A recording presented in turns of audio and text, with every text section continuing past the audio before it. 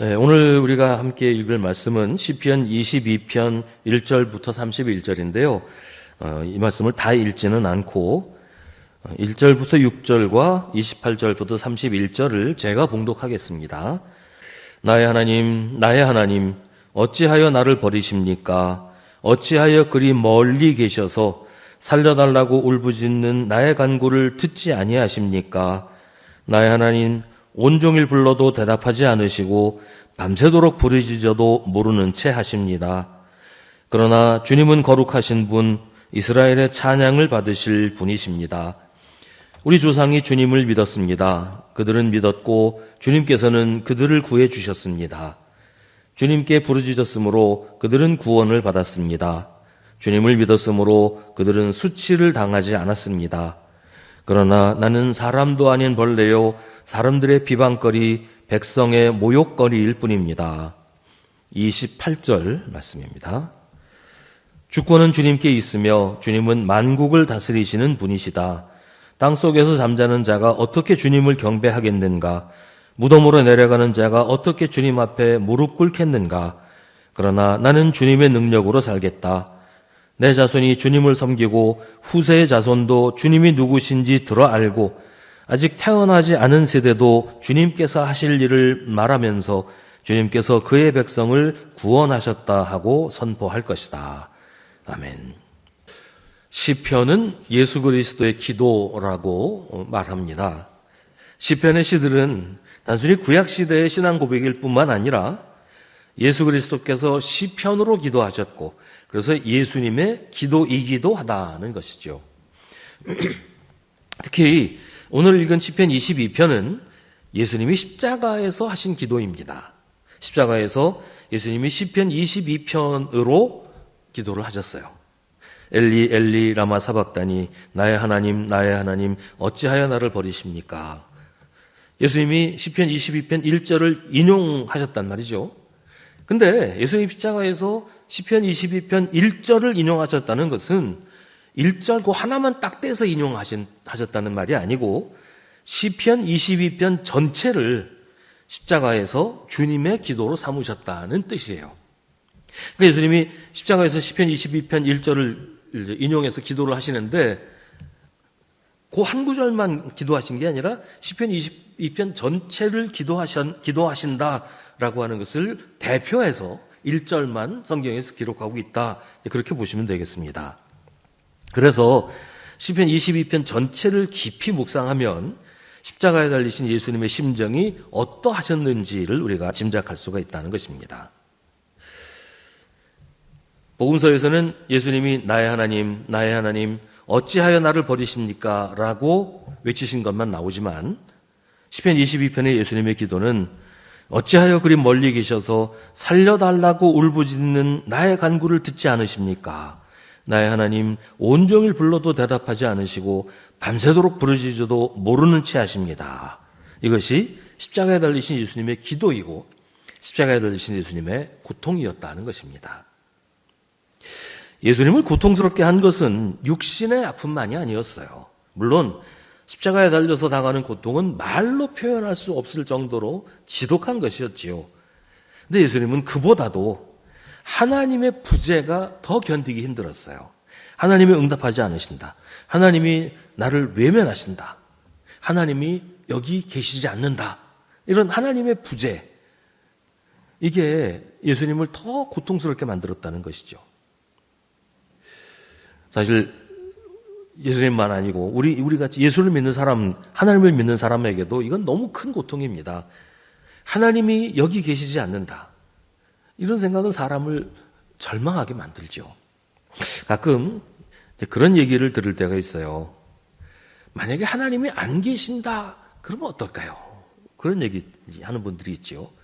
만약 하나님이 안 계시면 어떻게 되는 걸까요? 뭐 힘들 때, 어려울 때, 고통스러울 때 하나님이 이렇게 침묵하시는 걸 보면 야, 진짜로 하나님이 안 계시는 거 아닌가?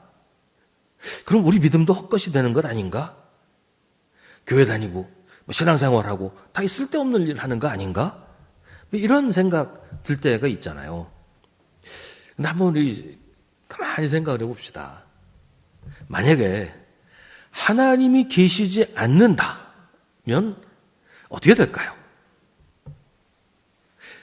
우리가 이제 하나님을 개인적으로 생각을 많이 하지만 온 우주에, 온 세상에 하나님이 계시지 않는다면 이 세상이 어떻게 될까요? 또 하나님이 계시지 않는다면 우리의 삶은 온전할 수 있을까요? 세상이 정상적으로 굴러갈 수가 있을까요? 하나님이 계시지 않는다면 온 우주, 온 세상이 뒤죽박죽이 되지 않겠어요?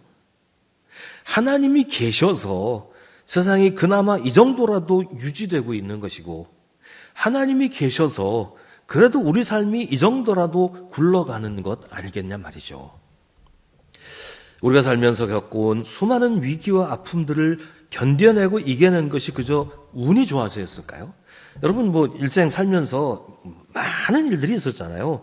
좋은 일도 많이 있었지만 힘들고 어려운 일도 있었고 정말 죽을 고비를 넘길 때도 있었고, 근데 그게 그저 운이 좋아서 그랬겠냔 말이에요. 우연이 반복되면 필연이라는 말이 있습니다. 그동안 우리가 경험했던 수많은 우연들은 사실은 우연이 아니라 하나님이 우리를 이끄시는 손길이었던 것입니다. 세상이 엉망진창이라도 그래도 이렇게 꾸역꾸역 제자리를 찾아가고 그래도 어떻게 바른 길로 찾아가는 게 정말 우연일까요? 그게 하나님의 섭리이고 하나님의 세상을 그렇게 만드셨기 때문이란 말이에요. 하나님이 계시지 않는다면 세상은 일찌감치 아수라장이 되어버리고 말았을 겁니다. 하나님이 계시지 않는 세상은 말 그대로 지옥입니다. 지옥이 특별한 데가 아니에요. 하나님이 계시지 않는 곳이 지옥이에요. 성경은 지옥에 대해서 여러 가지로 묘사도 하고 이야기하지만 지옥에 대해서 지옥이 어떤 곳이다라고 구체적으로 설명을 잘 안 해요.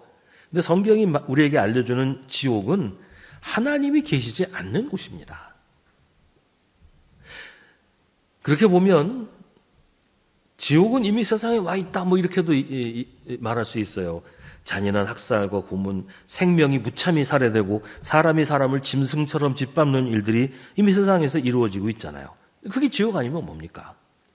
그래도 그런 일들이 있음에도 불구하고 여전히 세상이 이렇게 돌아가는 것은 수많은 사람들의 반역과 도발에도 불구하고 수많은 사람들이 하나님을 떠나서 하나님 없는 세상을 만들겠다고 세상을 지옥으로 만들어버렸음에도 불구하고 하나님이 여전히 세상을 포기하지 않고 섭리하고 다스리시기 때문이라는 것입니다.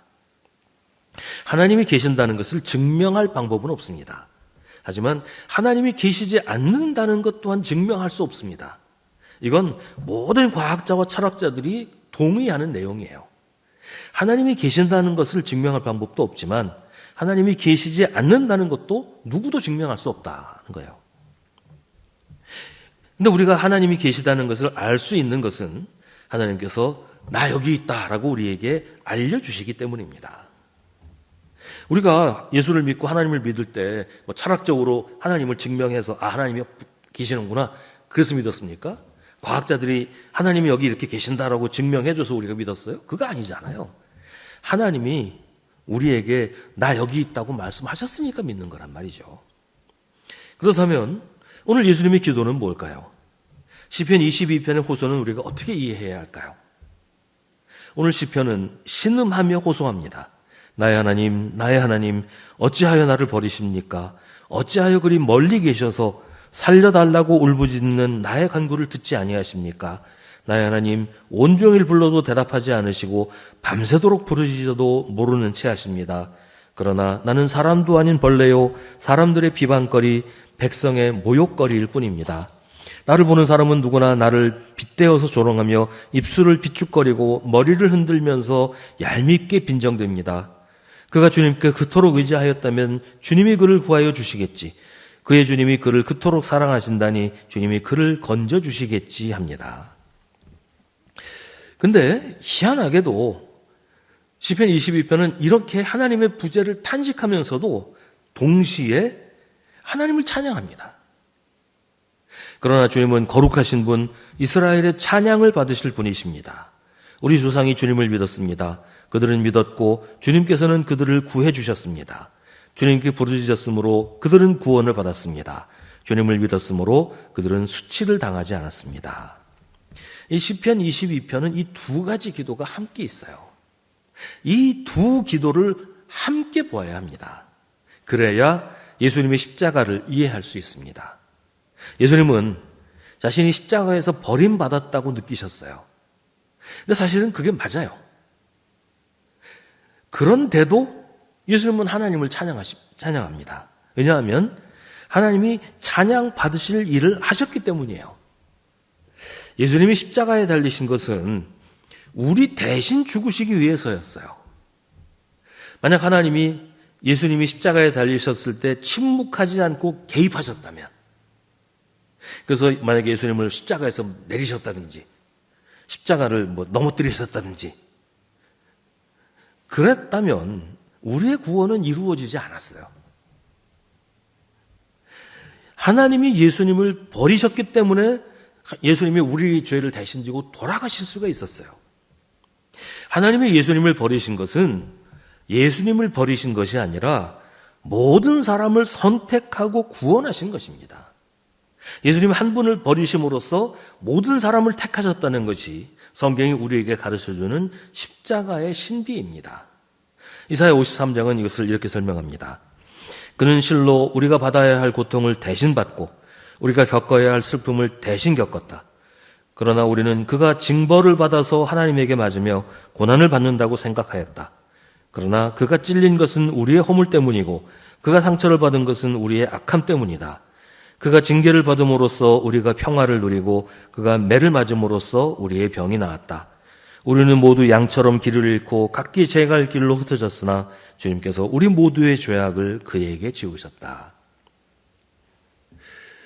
하나님 없이 사는 외로움, 하나님 없이 사는 막막함을 예수님은 십자가에서 고스란히 겪으셨습니다. 하지만 예수님은 정말로 하나님이 자기를 버리셨다고 생각하시지는 않았어요.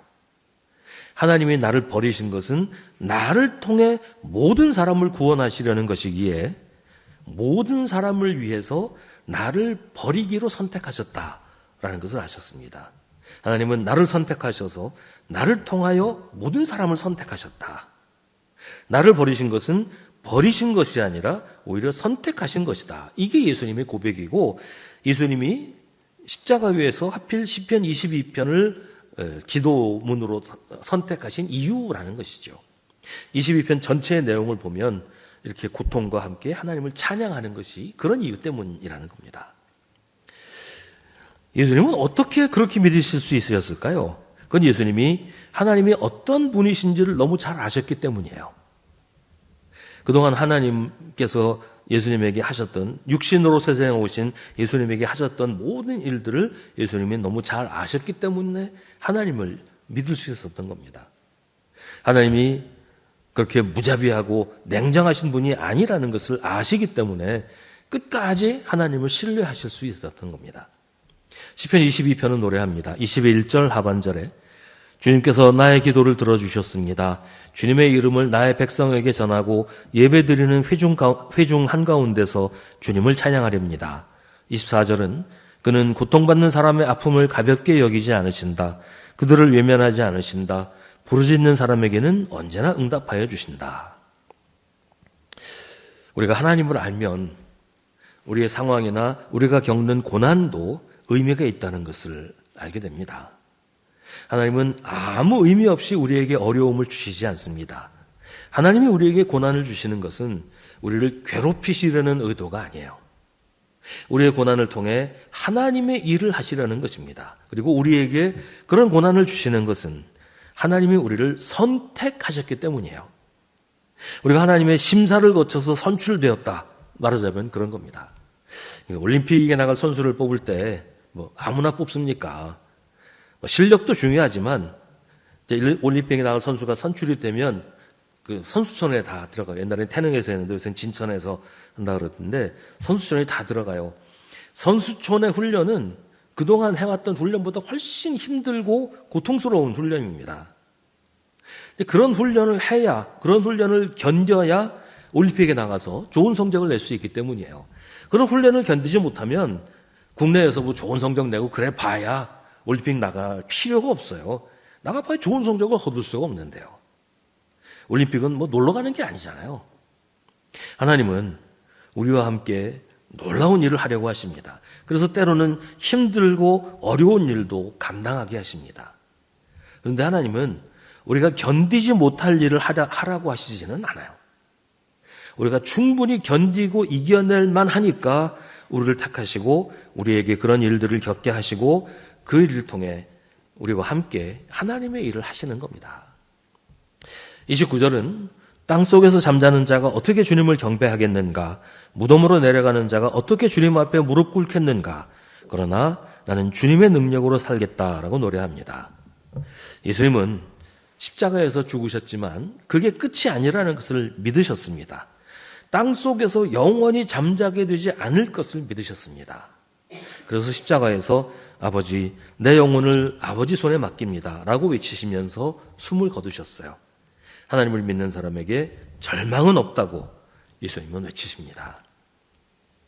시편 22편은 예수님의 십자가 기도입니다. 22편 1절만이 아니라 22편 전체가 예수님의 기도입니다. 예수님은 십자가에서 이 시로 하나님께 기도하셨습니다. 이 시는 절망의 노래가 아니라 소망의 노래입니다. 포기하거나 원망하는 탄식이 아니라 하나님을 찬양하는 신앙 고백입니다. 우리가 절망 속에서 불러야 할 노래가 바로 이런 노래입니다. 고난을 당할 때, 의심이 우리 마음을 뒤흔들 때 우리가 불러야 할 노래가 바로 시편 22편입니다. 절망의 한가운데 십자가 위에서 부르는 부활의 노래입니다. 세상에 고난이 참 많습니다. 화나는 일도 참 많지요. 속상한 일 투성이에요. 사는 게 참 미스테리고 그럴 때마다 하나님은 너무 멀리 계시는 것 같아요. 아무리 불러도 대답하지 않으시고 아무리 기도해도 달라지는 게 없어요.